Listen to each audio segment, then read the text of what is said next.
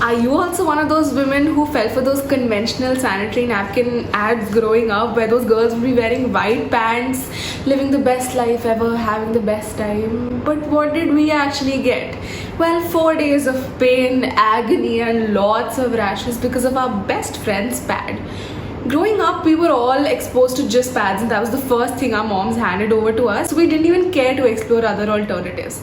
But guess what? There are a lot of alternatives. Hi, I'm Anvi and welcome back to my YouTube channel. In today's video, we're going to be talking about menstrual cups. We all know about them, we've heard about them, and we have tons of questions about them. So in today's video, we're going to take up my personal experience with using a menstrual cup for the first time, and I'm also going to be answering some questions that I received from you all. So let's dive right in. So first of all, what are menstrual cups? Well, menstrual cups are these medically grade silicone made cups which fit inside your vagina right below your cervix and collect all the blood that drops out from your uterus. So you just insert it, it drops open inside, collects all the blood, and you can forget all about it.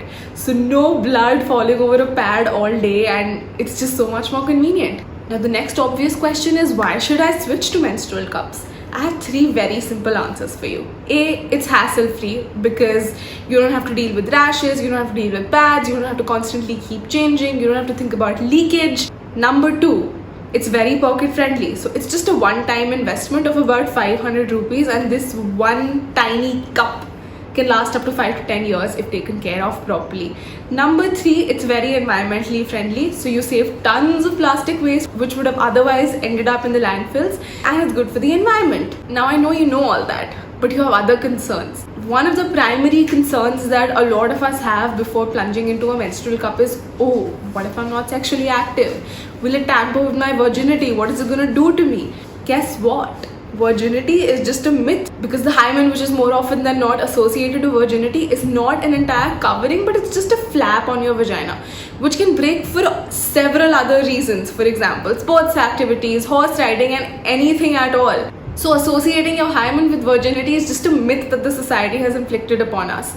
Secondly, menstrual cups come in several different sizes, from extra small to medium to large, which depends on your age, your sexual activity, whether or not you've given birth vaginally, etc, etc.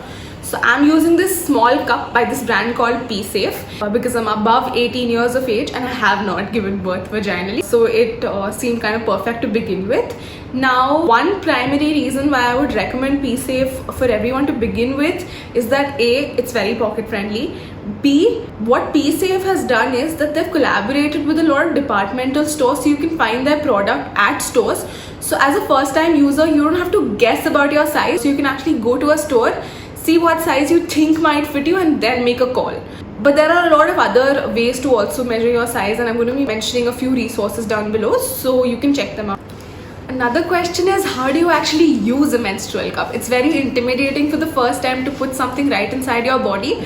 So I'm just going to try to make it a lot simpler for you. So before using a menstrual cup, what you have to really make sure of is that it's clean. So before and after every cycle, what you have to do is that you have to put this cup in boiling hot water for 3 to 5 minutes for it to disinfect before you can use it. Now once that is done, you have to make sure that your hands are washed, everything's clean, and you only then go ahead with it. This is to protect yourself from all sorts of infections, and be rest assured, if you follow this, you will be. Now if you live in a hostel or some other place where you don't have access to a cook stove, what you can do is you can maybe microwave some water, you can heat water in a kettle and leave the cup inside it for about 5 to 10 minutes, and also add a little bit of salt to it. Now once that is done, let's move on to the insertion part, the most intimidating one. So there are several ways that you can insert a menstrual cup with. So there are several folds that, because a cup can't just go inside like this, right? There's a narrow opening, so you have to fold it. And there are multiple ways. So first is a C fold, because it looks like a C. Then there's the punch down fold, which makes the opening very narrow, and you can easily insert it from there.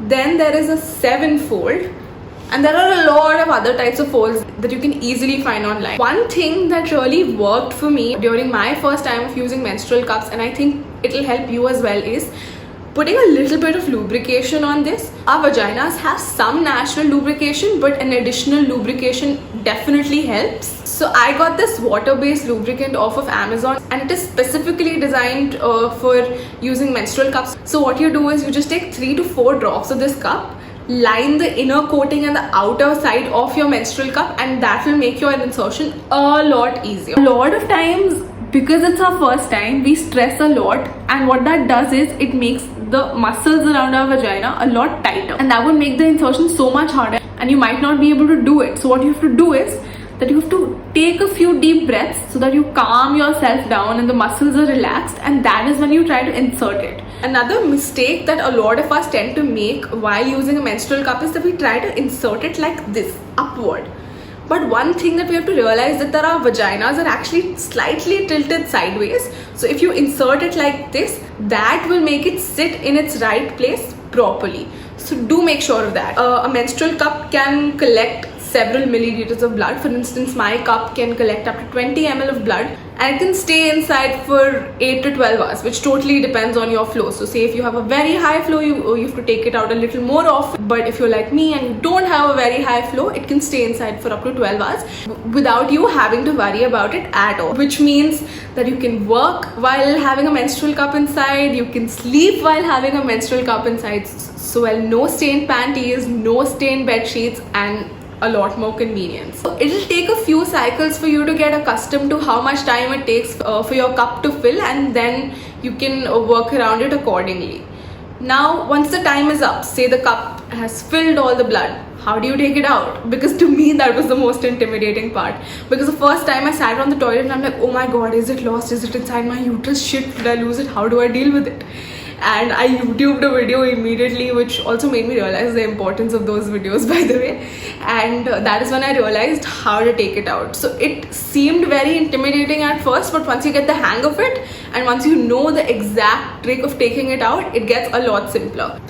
So a convenient way to take out your menstrual cup is act like you're pushing it down. So you flex it, and what it'll do is that it'll bring the cup down. Now that you can locate the stem of the cup, you just go here, pinch it down and take it out. It's that simple. And you just drain it, wash it with water. Listen up and open your ears. Do not use soap because it messes with the pH balance of your vagina. Do not use soap. Just drain it in the toilet or the sink. Wash it with water and put it back in. Use the water-based lubricant if you want. So you just drain it, put it back inside, and forget about it for another 12 hours. Menstrual cups are the most convenient option, and guess what, you can also swim in them, go for sports, work out in them, and it's just so much more convenient because you no longer have to worry about cancelling your beach vacation plans. So go to the beach, girl, and do whatever water sports you want, anything at all that you want. But yeah, essentially very hassle-free periods, and you don't have to hate your period anymore, and it'll just become a lot more convenient for you. And I can totally vouch for menstrual cups because I feel like they're going to change your life as well. So give them a shot. I have curated some resources about where to get menstrual cups from, how to pick the size, how to sterilize it if you don't have a cook stove, a whole bunch of things that might come in handy for you because you're a first time user. And if you have any questions, you can shoot up your queries at any time to me. My comment section and my DMs are always open. So let me know how your experience goes, and let's all make a healthy period switch because we're all in this together. Thank you so much for watching this video. Let me know how you found it, and I'll see you again next time. Take care. Toodles!